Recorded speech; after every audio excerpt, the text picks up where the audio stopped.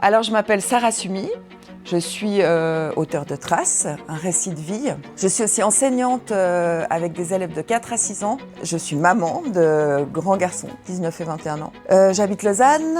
Je dirais que je suis passionnée de voyage et d'écriture, entre autres. Tout d'abord, une grande fierté d'avoir écoulé tous les exemplaires imprimés dans un premier temps. Jamais j'aurais imaginé un tel succès. Ensuite, une inquiétude par rapport à la suite, parce que c'était important pour moi que Traces reste dans les rayons. Et la décision finalement avec mon éditeur de réimprimer Traces. Traces, c'est vraiment un récit qui touche énormément. J'ai reçu des centaines de retours de lecteurs par rapport aux propos qui me félicitent, qui me disent merci, bravo. Bravo d'être aussi authentique dans un livre et merci pour les clés de compréhension face à cette maladie que je décris, que j'explique dans mon livre, qui est la dépression. Donc un tel succès, tant de retours, des centaines de lecteurs qui m'écrivent, j'étais convaincue que Traces pouvait continuer de vivre. Traces débute par la perte de mon papa dans un accident, puis une descente dans une dépression qui durera 4 ans. Et ensuite, des clés de compréhension et la chance de retrouver le chemin vers la lumière. C'est important de savoir aussi que j'ai écrit ce livre en étant rétablie. Donc, à l'intérieur de ce récit, il y a 2 temporalités. Il y a la temporalité de moi actuellement, qui je suis, ce que je fais quand j'écris, et la temporalité du moment où je suis malade. Ayant écrit ce récit avec passablement de recul et de détachement, ça me permet aussi d'y mettre des touches d'humour, ce qui soulage beaucoup le propos. Alors oui, j'ai actuellement le nez dans mon livre. Ça n'a pas toujours été facile de replonger le nez dans mon récit, mais actuellement j'y suis forcée entre guillemets parce que je débute une collaboration avec un comédien, metteur en scène qui m'a proposé de réécrire Traces sous la forme d'une pièce de théâtre. Un projet à 4 mains, un projet qui m'enthousiasme. J'ai toujours rêvé de ça et j'ai toujours eu un peu en tête l'idée d'en faire une pièce. Donc par conséquent, je remets le nez dedans et je le trouve touchant. C'est particulier de se relire comme ça sur un récit tellement authentique. Et je me dis aussi, chapeau, t'en es là aujourd'hui, t'as traversé tout ça. Et en plus de ça, Traces existe et aide des centaines de lecteurs. Concernant ce projet, cette collaboration avec Raphaël, qui est comédien et metteur en scène, Raphaël est quelqu'un qui traite de sujets sensibles, de sujets de société. Il a fait une première pièce concernant Alzheimer qui s'appelle « Souviens-moi ». Sa dernière création s'appelle « Immortel ». Elle traite des maladies liées à la nourriture, anorexie et boulimie. Et une coïncidence mais magique a fait qu'il a eu mon livre entre les mains parce qu'il habite Lyon et c'était improbable, c'était par des rencontres et des rencontres qui se sont alignées. Et Raphaël a vraiment été très touché par ce récit et c'est la première fois qu'il débute une collaboration avec une auteure. Jusqu'à présent, il a toujours écrit lui-même ses textes et là, j'appréhende un peu parce que moi, j'écris pas du théâtre et il va falloir qu'on trouve une manière de faire quelque chose de beau, mais ça va l'être. Moi, je trouve que mon livre a un format parfait. Il a une bonne taille. Moi, comme je le dis, j'écris comme je parle. Donc, c'est des phrases courtes, c'est un style très direct. On me dit souvent « Ah, je l'ai lu d'une trace, quoi, j'ai plus pu m'arrêter ». Donc, moi, je trouve que c'est un sujet peut-être un peu difficile, un sujet de société, mais vraiment facile à lire et qui donne des clés de compréhension. Donc non, je sais pas, je trouve je suis assez fière de ce livre, même s'il me correspond plus totalement 3 ans après, parce que j'ai évolué, mais je pense que c'est un joli livre un bel aboutissement, quoi. Le monde de la santé mentale, est-ce qu'il a évolué ou pas en 3 ans depuis que Trace est sorti?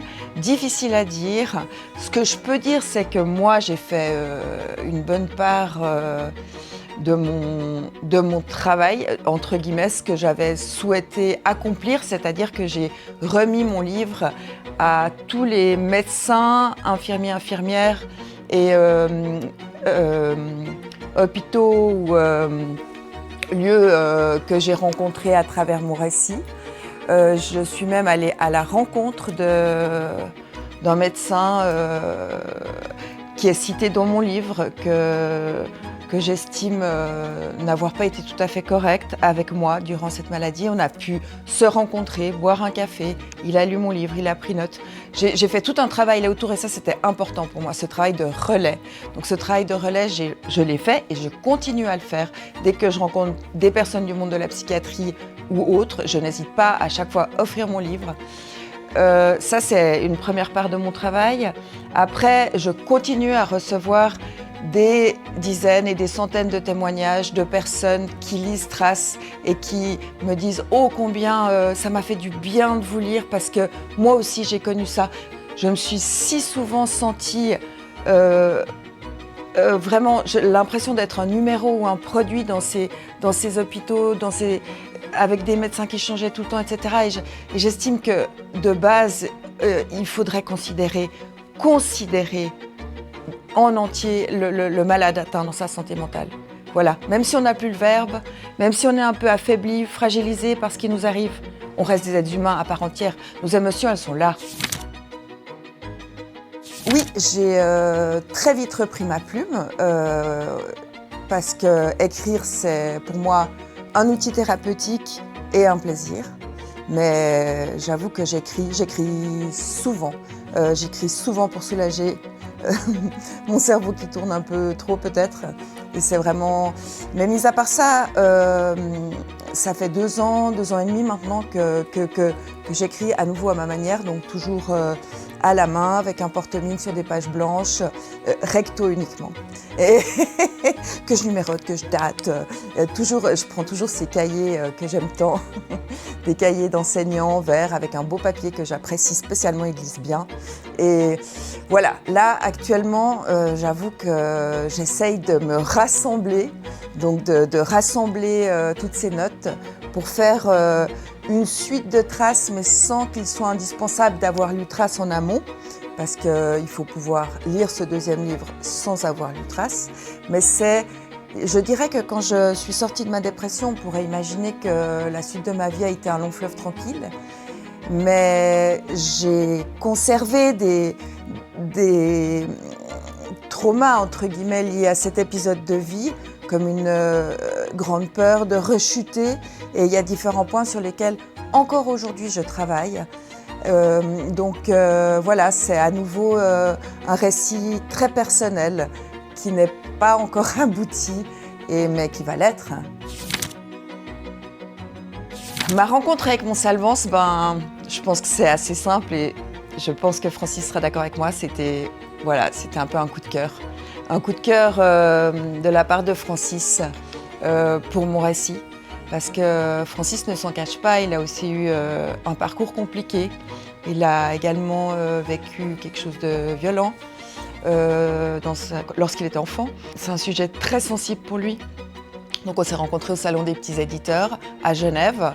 Je lui ai juste parlé en 2 mots de mon récit. Ça l'a un petit peu titillé comme ça. Il m'a dit « Allez, viens, on va boire un café ».